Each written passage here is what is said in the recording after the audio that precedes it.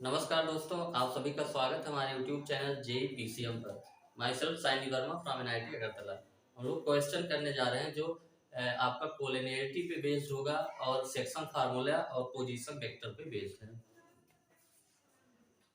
तो ये क्वेश्चन आपका लिखा है, let OABCD be a pentagon in which the side OA and CB are parallel. OABCD आपका जो है पेंटागन है और OA और CB हमारा पैरेलल दिया है। OD एंड AB, OD और AB भी हमारा पैरेलल दिया है एज शोन इन फिगर। ये फिगर हमारा दिया है, फिगर आपको बनाना नहीं है। And OA is to CB, यानी OA is to CB equal to 2:1 and OD is to AB equal to 1:3। If the diagonal OC and AD meet at X, find OX is to OC। OA is to CB check कर लेते हैं हम लोग। OA is to CB, हाँ 2:1 ही है। हमको क्या find करना है, OX is to OC। ये रेशियो जो है X जो है किस रेशियो में OC को डिवाइड कर रहा है, ये हमको फाइंड करना है।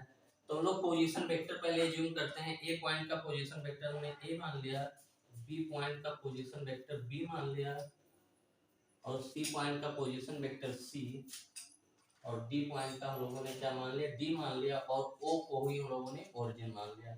यानी ये हमारा OA हो गया, ये OD हो गया, ये OC हो गया और ये हमारा OB हो गया। ये पॉइंट हमारा X है। तो सॉल्यूशन हम लोग स्टार्ट करते हैं। Let the point O is origin and OA equal to A, OB equal to B, OC equal to C, OD equal to D। हम लोगों को जो x किस रेशियो में डिवाइड कर रहा है ये हमको निकालना है। तो हम लोग देखेंगे कि x जो है हमारा AD वाली लाइन को भी डिवाइड कर रहा है। तो AD वाली लाइन को जो डिवाइड कर हम लोग मान लेते हैं कि μ:1 के रेशियो में डिवाइड कर रहा है और इस जो OC को डिवाइड कर रहा है x, ये हम लोग मान लेते हैं कि λ:1 के रेशियो में डिवाइड कर रहा है। कहीं पे अगर हमको मानना होता है कि जो है कोई पॉइंट किसी लाइन सेगमेंट को किस रेशियो में डिवाइड कर रहा है, तो हम लोग m:n यानी 2 वेरिएबल नहीं मानते, एक ही वेरिएबल मानते हैं λ:1।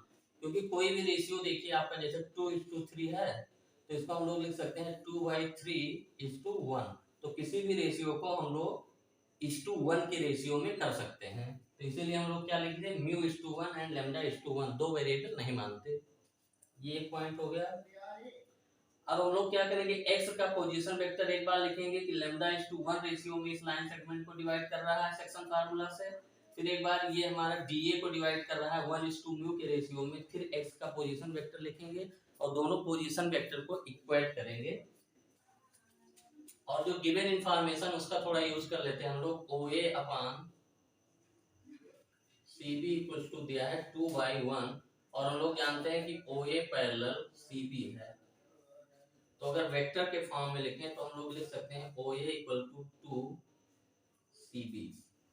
क्योंकि OA हमारा और CB वेक्टर जो है पैरेलल वेक्टर होगा और लेंथ का रेशियो हमको पता है, तो OA वेक्टर हमारा क्या होगा 2 टाइम्स CB वेक्टर और OA हमारा क्या है A का पोजीशन वेक्टर 2 टाइम्स और CB हमारा क्या हो जाएगा OB माइनस OC। तो यहाँ से हमारा vector A equal to 2 times vector B minus vector C। ये क्वेश्चन नंबर 1 हम लोग लिख के रखते हैं। और फिर हमको दिया है OD upon AB, OD upon AB is equal to 1/3 और हम लोग जानते हैं कि OD और AB पैरेलल है। तो हम लोग अगर वेक्टर फॉर्म में लिखें तो 3 times OD vector equal to हमारा हो जाएगा AB वेक्टर और OD हमारा क्या है D पॉइंट का पोजीशन वेक्टर। ये AB इक्वल टू हो जाएगा OB minus OA 3 times vector D equal to B minus A। ये इक्वेशन नंबर 2 हो गया हम लोगों का। अब हम लोग जो है X पॉइंट को हम लोग जो है जो माने हैं, let the point let the point x divides DA in ratio या AD divides AD in mu is to 1 internally। तो इंटरनली अगर डिवाइड कर रहा है तो position vector of point x O x हमारा क्या हो जाएगा, ये हमारा DA है, ये D है, A है, ये यहाँ पे x है, ये म्यू इज टू 1 रेशियो में, और जो O के रिस्पेक्ट में सारे पोजीशन वेक्टर हैं, तो सेक्शन फार्मूला से हमारा जो x का पोजीशन वेक्टर यानी O x बराबर क्या हो जाएगा, म्यू टाइम्स D का position vector into 1 times A का पोजीशन वेक्टर यानी mu times D plus 1 times A upon mu plus 1। तो ओ एक्स इक्वल टू हमारा हो गया mu D plus A upon mu plus 1। Equation number 3 हम लोग मानते हैं। फिर हम कहेंगे let the point x divide, x हमारा किसको डिवाइड कर रहा है, OC को, OC in lambda is to 1 internally. तो फिर हम लोग क्या लिखेंगे, the position vector of point x यानी OX इक्वल टू हम लोग लिखेंगे lambda times C plus 1 times 0 यानी lambda times C plus 1 times 0 upon lambda plus 1। यहाँ से हमारा जो OX आ गया यानी पॉइंट x का position vector lambda C upon lambda plus 1। Equation number इसको हम लोग 4 लिख लेते हैं। अब हम लोग जानते हैं कि जो इक्वेशन हमारा 3rd और 4th है, ये क्या बता रहा है, पॉइंट x का पोजीशन वेक्टर। तो पॉइंट x के पोजीशन वेक्टर जो है दोनों है तो इक्वल होंगे, तो हम लोग क्या कहेंगे, from equation 3rd and 4th हमारा क्या हो जाएगा, mu D plus a upon mu plus 1 equal to lambda c upon lambda plus 1। अब ये इक्वेशन हमारा vector A, vector D, vector C 3 vector में है, तो इसको हम लोग 2 वेक्टर में कन्वर्ट कर लेते हैं।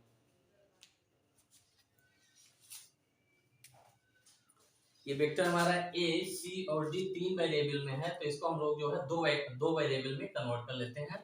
तो आप चाहे किसी भी में कर ले, चाहे A D में बना ले, चाहे A C में बना ले, चाहे C D में, क्योंकि हमको ये दो इक्वेशन ऑलरेडी पता है vector A B C D में जो रिलेशन है। तो हम लोग जैसे इसको एग्जांपल के तौर पे वेक्टर बी और वेक्टर सी में बनाना चाहते हैं। ये इक्वेशन वेक्टर सी यानी डी को हम लोग एलिमिनेट करेंगे, बी और सी के टर्म में लिखेंगे। डी को एलिमिनेट करना है हमको, और डी को एलिमिनेट करने के लिए हम लोग डी बराबर क्या है, यहाँ से फ्रॉम इक्वेशन 3rd हम लोग कहेंगे फ्रॉम इक्वेशन 3rd नहीं सॉरी 2nd है, सेकेंड d इक्वल टू हमारा क्या है, b माइनस a बाई 3। तो d इक्वल टू क्या हो जाएगा, हम लोग b और c के टर्म में लिखना चाहते हैं, तो b माइनस a को हम लोग लिख देंगे इक्वेशन 1 से 2 into B minus C, 2 into B minus C by 3। तो यहाँ से जो d बराबर हो जाएगा b minus 2 b minus b हो जाएगा, और ये plus 2c minus B plus 2c by 3। यहाँ लोगों ने क्या किया, a equal to 2 into B minus C from equation first, ये इसका यूज किया, a equal to 2 times b minus C. तो d इक्वल टू हमारा क्या आ गया, minus B plus 2c by 3। अब d हमारा किसके टर्म में आ गया, b और c के टर्म में आ गया, minus B plus 2c by 3।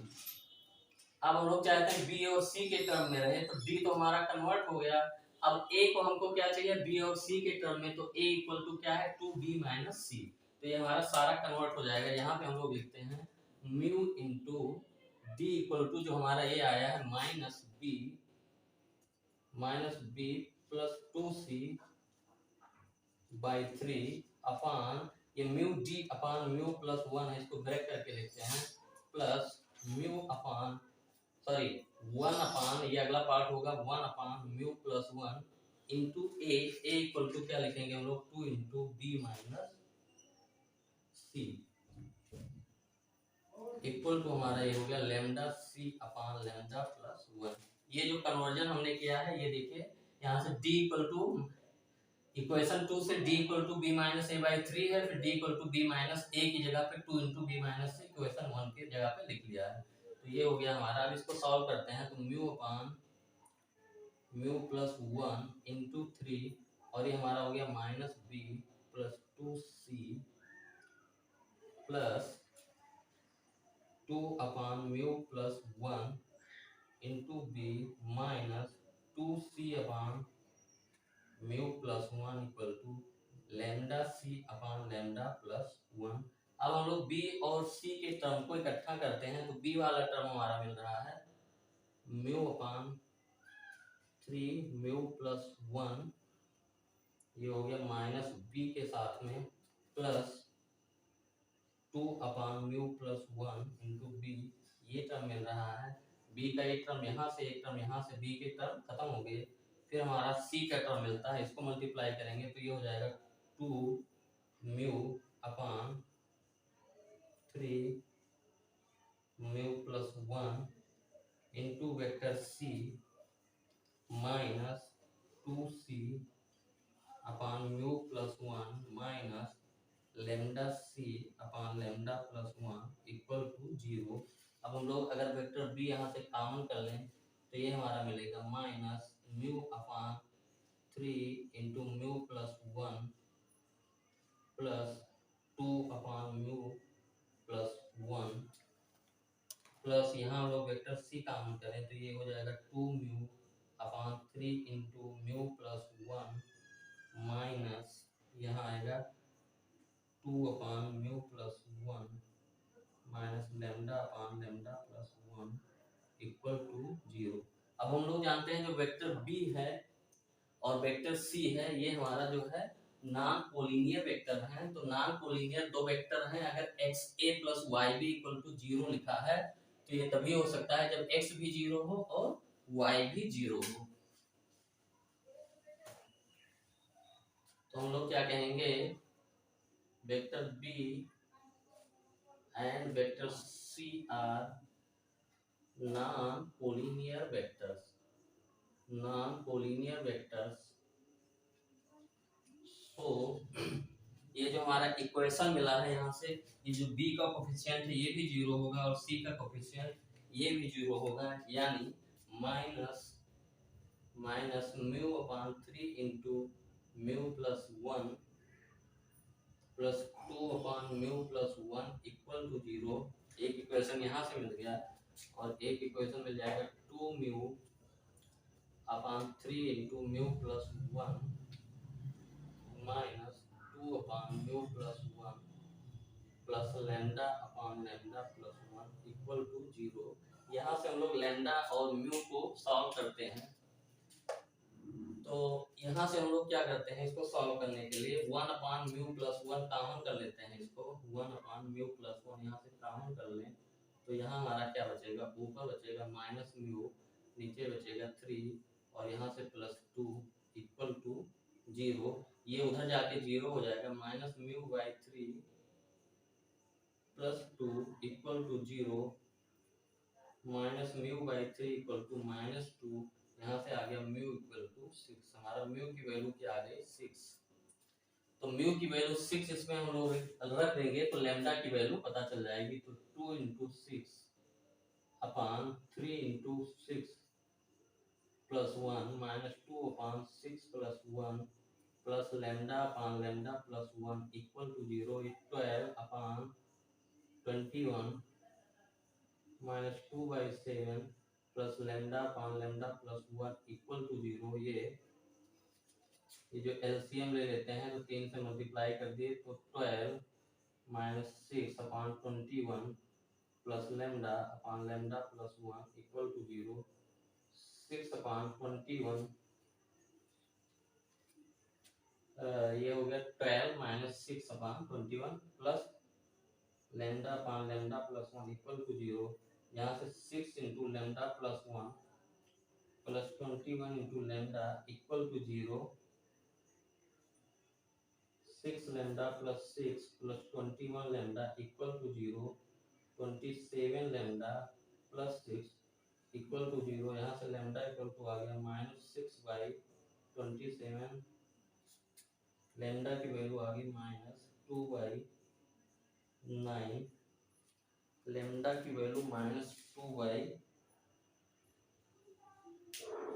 Calculation check करते हैं, शायद लेमडा कैलकुलेशन कहीं पे मिस हुआ होगा। Mu D plus A upon mu plus 1 equal to lambda C upon lambda plus 1, और जो हमारा गिवन है d equal to -b plus 2c/3, यहाँ पे हम लोगों ने d की जगह पे क्या लिखा -b plus 2c/3 upon mu plus 1 plus a equal to हमारा है 2 into B minus C upon mu plus 1 equal lambda C upon lambda plus 1। ये हमारा हो गया mu upon 3 into mu plus 1 और ये minus B mu upon 3 minus B plus 2c plus 2b upon mu plus 1 minus 2c upon mu plus 1 equal to lambda C upon lambda plus 1। Mu upon 3 mu plus 1 minus b plus 2 plus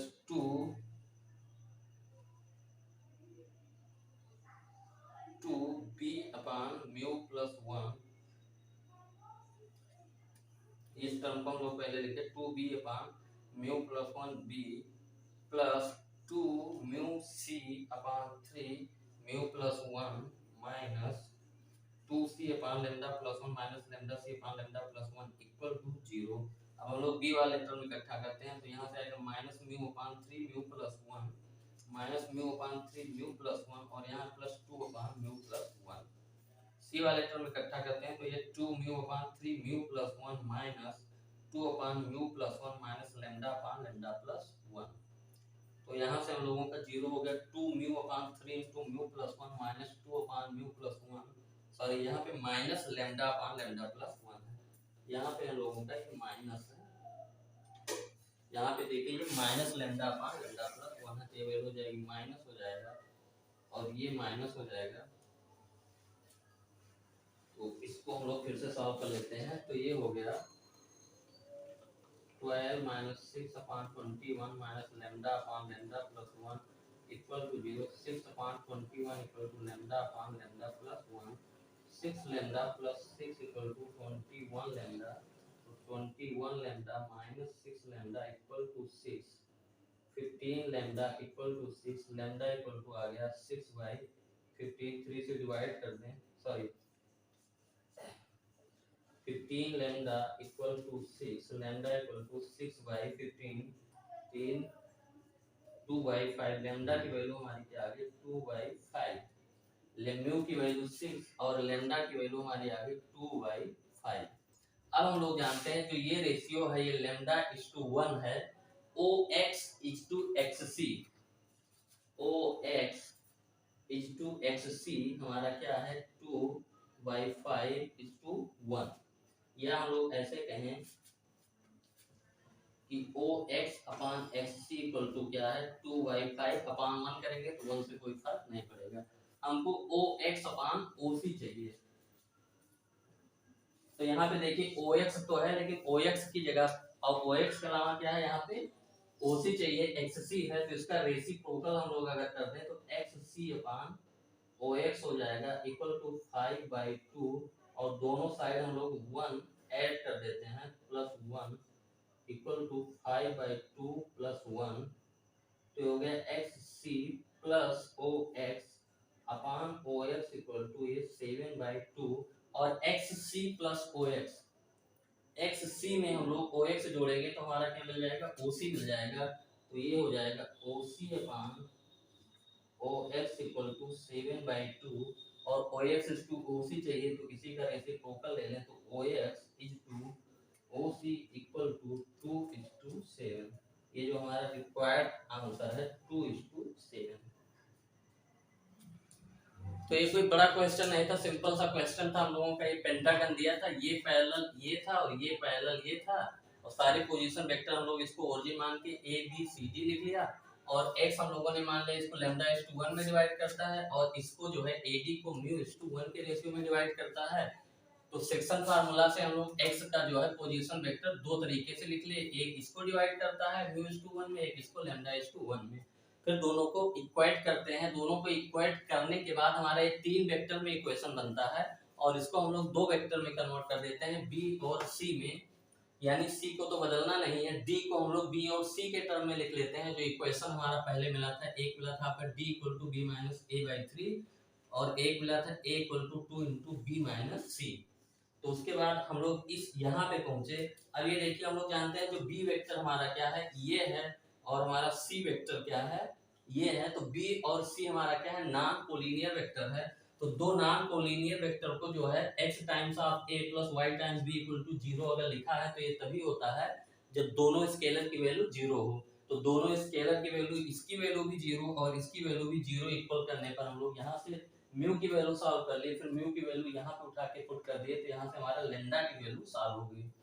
और हमको जो ये है OX = XC, यही तो lambda है। OX = XC = lambda, और ये आ गया 2/5, यानी OX/XC = 2/5। हमको OX = OC चाहिए, यानी OX तो अपना रहना चाहिए, लेकिन XC की जगह पे OC लाना है। तो इसका पहले रेसिप्रोकल करके 1 ऐड कर देते हैं, तो फाइनल आंसर हमारा आ जाता है 2:7। तो इसमें हम लोग इतना ही रखते हैं।